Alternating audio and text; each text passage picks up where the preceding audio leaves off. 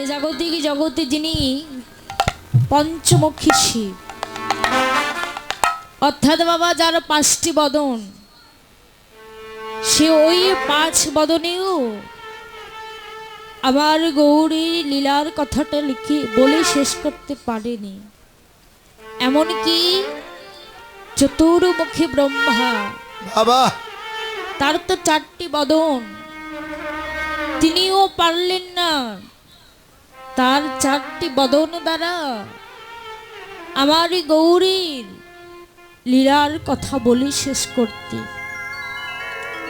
এমনকি বাবা একদিন ব্যাসদেবী মনে মনে ভাবছিল, আর সে মনে মনে বলেছিল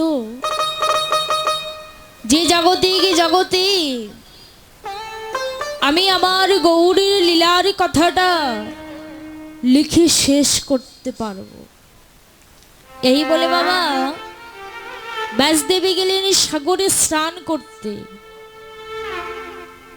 যেই না সাগরে স্নান করতে গেলেন, সেখানে দেখতে পেলেন যে ছোট্ট একটি চড়ুই পাখি।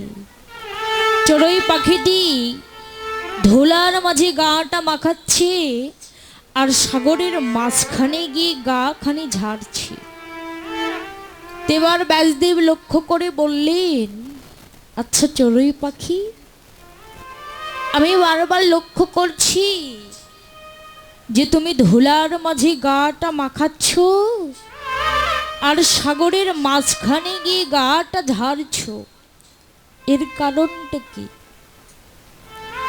তখন ওই ছোট্ট চড়ুই পাখিটি কেঁদে কেঁদে বলছে, ওগো আমার মনের বড় স্বাদ জেগেছে, আমার মনে বড় বাসনা জেগেছে, আমি ওই সাগরের মাঝে বাঁধে দেব।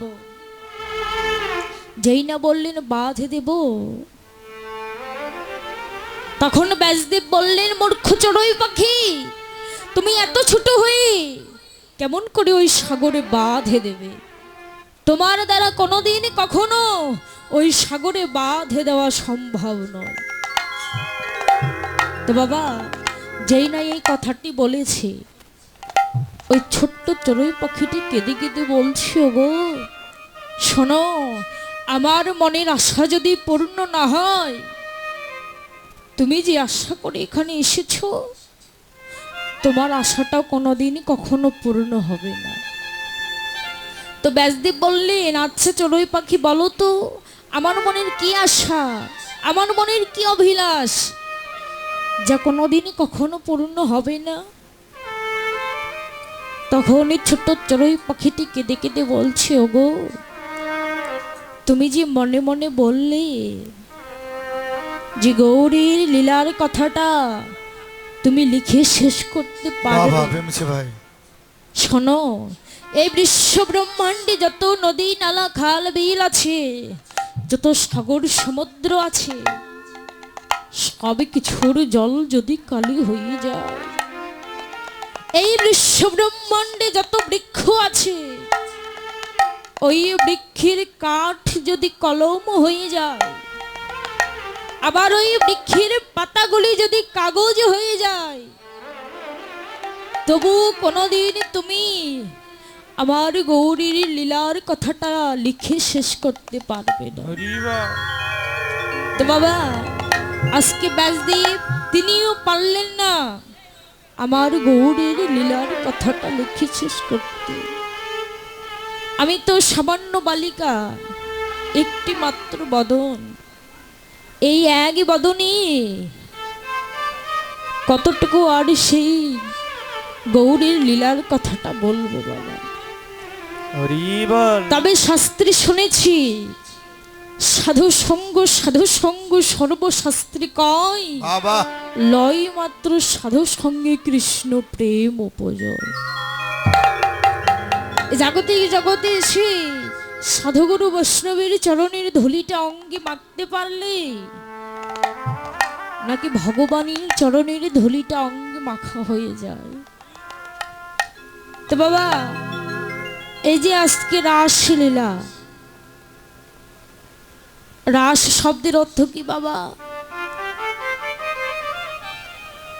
এই যে রয়ে আকার দন্তেশ্বরাস,